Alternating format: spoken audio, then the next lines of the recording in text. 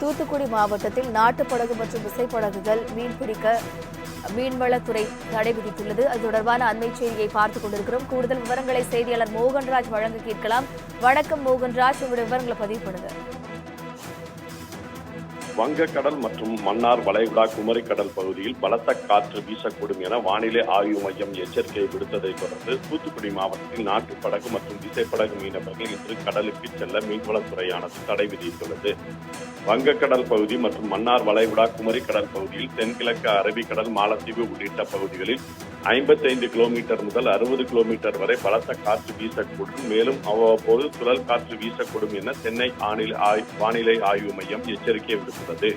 இதைத் தொடர்ந்து தூத்துக்குடி மாவட்ட மீன்வளத்துறை சார்பில் தூத்துக்குடி மாவட்டத்தில் நாட்டு படகுகள் மற்றும் விசைப்படகு மீனவர்கள் இன்று கடலுக்கு மீன்பிடிக்க செல்ல வேண்டாம் என மறு உத்தரவு பிறப்பிக்கப்பட்டுள்ளது. மேலும் ஆழ்கடல் மீன்பிடிப்பில் ஈடுபட்டுள்ள மீனவர்கள் பத்திரமாக இருக்கவும் அறிவுரை வழங்கப்பட்டுள்ளது. இதன் காரணமாக தூத்துக்குடி மாவட்டத்தில் 300க்கும் மேற்பட்ட விசைப்படகுகள் மற்றும் 5000க்கும் மேற்பட்ட நாட்டுப்படகுகள் மற்றும் பைப்பர் படகுகள் கரையில் நிறுத்தி வைக்கப்பட்டுள்ளது. இதனால் மீனவர்கள் தங்கள் வாழ்வாதாரத்தை இழந்துள்ளனர். கூடுதல் விவரங்களுக்கு நன்றி மோகன்ராஜ்.